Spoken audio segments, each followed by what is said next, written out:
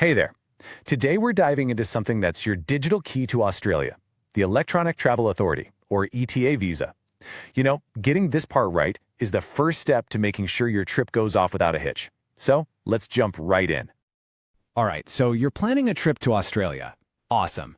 But, whether you're going for a holiday, to catch up with family, or for a quick business thing, there's this one crucial thing you have to get sorted before you even think about booking that flight. And yeah, it's probably the ETA. So let's talk about the ETA, officially known as Subclass 601. Now don't go looking for a stamp in your passport because it's not one. It's totally digital. It just links straight to your passport, which makes getting approval for your trip super fast and easy. But, and this is a big one, the most important thing is really understanding what you're allowed to do with it. Okay, so you have this digital key. What does it actually unlock for you once you're on the ground in Australia? Let's break down the activities you're actually allowed to do. The ETA is actually pretty broad. It covers all the usual stuff, right? Visiting family, going on that amazing holiday cruise, but it also lets you do short-term study or training as long as you keep it under 3 months. And then there's this whole business visitor category, which is super important and something we're going to get into in just a minute. And the application process? It's honestly so simple. You just do everything on your phone through the official Australian ETA app. You answer a few questions, pay the fee, and bam! Most of the time, you get your answer almost instantly. The whole thing is designed to be quick and painless. So how much is this going to cost you? Well, here's a key detail. There's actually no visa charge. Instead, you just pay a $20 Australian service fee for using the app. That's it. Pretty straightforward. Okay, listen up, because this next part is a huge deal. It's a non-negotiable rule. You must be outside of Australia when you apply and when the visa is granted. I mean it.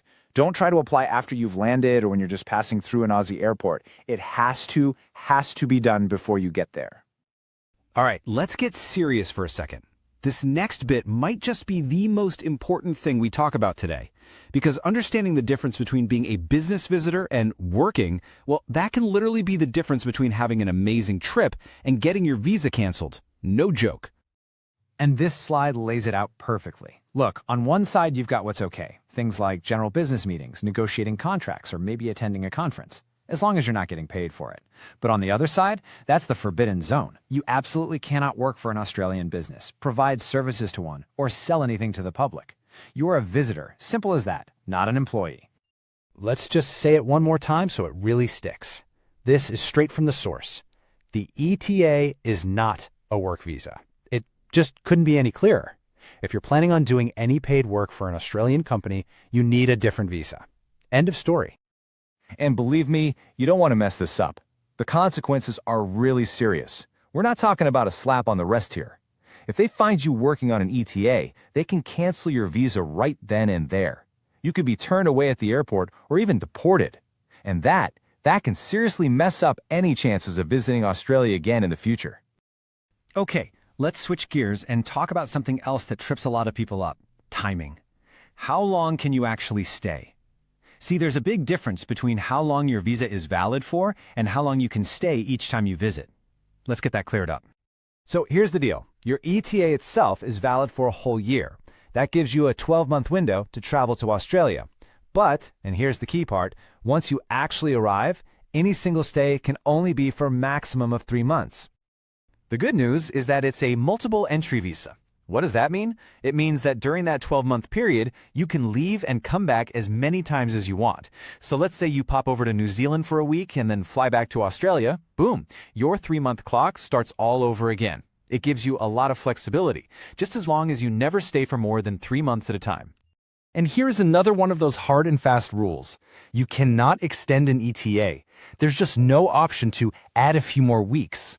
If your plans change and you decide you want to stay longer than 3 months, you have to apply for a whole different visa, something like a visitor visa, Subclass 600, and you have to do it before your ETA runs out.